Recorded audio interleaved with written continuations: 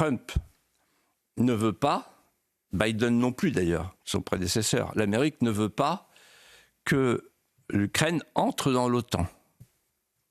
Et donc, Trump dit aux Européens, si vous voulez protéger l'Ukraine, faites-le vous-même, avec vos troupes, avec votre armée. Voilà pour l'Ukraine. Alors maintenant, pour l'Europe, c'est très simple. La défaite de l'Ukraine est la défaite de l'Europe, c'est clair. Et l'Europe, elle va payer. Je m'entretenais au téléphone hier avec mon ami Pierre Lelouch, qui est un excellent connaisseur, qui a fait un livre remarquable sur cette question de l'Ukraine. Remarquable. Et qui me disait 700 milliards, ça va nous coûter. L'Europe, on va payer.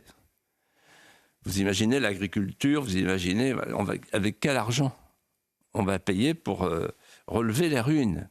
Ce n'est pas les Américains qui vont payer. Les Américains, ils vont partir. Ce n'est plus leur problème. Et ce n'est pas les Russes non plus qui vont payer. Alors, moi, je voudrais dire quelque chose que je n'ai jamais dit jusqu'à présent, mais il est temps de le dire, puisque je vois que les deux chefs s'accordent entre eux, Poutine, Trump. Il y avait un homme qui s'appelait Brzezinski, qui était un Polonais, devenu américain, qui était un grand géostratège, et qui a écrit un livre qui s'appelle « Grand Échiquier », et qui disait « Nous, l'Amérique, pour qu'on soit une grande puissance, il faut couper l'Europe en deux. Il ne faut pas que l'Europe s'entende avec les Russes. » Et il a bien réussi. Seulement aujourd'hui, Trump dit moi, je veux m'entendre avec les Russes pour affaiblir la Chine.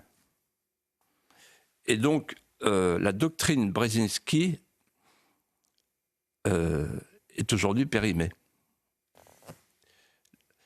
La diplomatie américaine a changé. Et ensuite, la chose que je voudrais dire, c'est que moi, j'ai eu l'occasion de rencontrer les plus hautes personnalités qui connaissent cette histoire et qui m'ont dit ceci. Vous verrez que les historiens diront ce que je vais vous dire maintenant. Les responsabilités sont partagées, mais il ne faut pas oublier quand même ce qui s'est passé. Quand il y a eu la chute du mur de Berlin, la Russie a demandé aux Américains de ne pas étendre l'OTAN au-delà des nouveaux pays de l'Est, la Pologne, etc.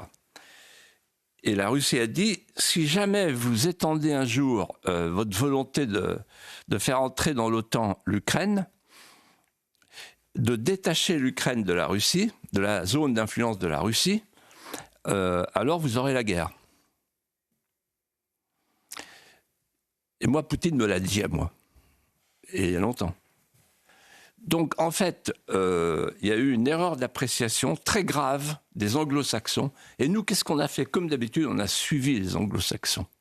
On s'est lancé à corps perdu dans cette guerre qui n'est pas la nôtre, cette guerre entre deux peuples slaves, en ignorant d'ailleurs au passage qu'ils ont une histoire commune.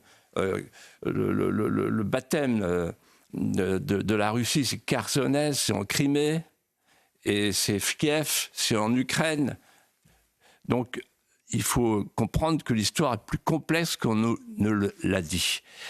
Et moi, ce soir, je pense à Macron, je pense à Scholz, je pense à tous ces chefs d'État qui ont fait payer à leur peuple le prix d'une guerre inutile.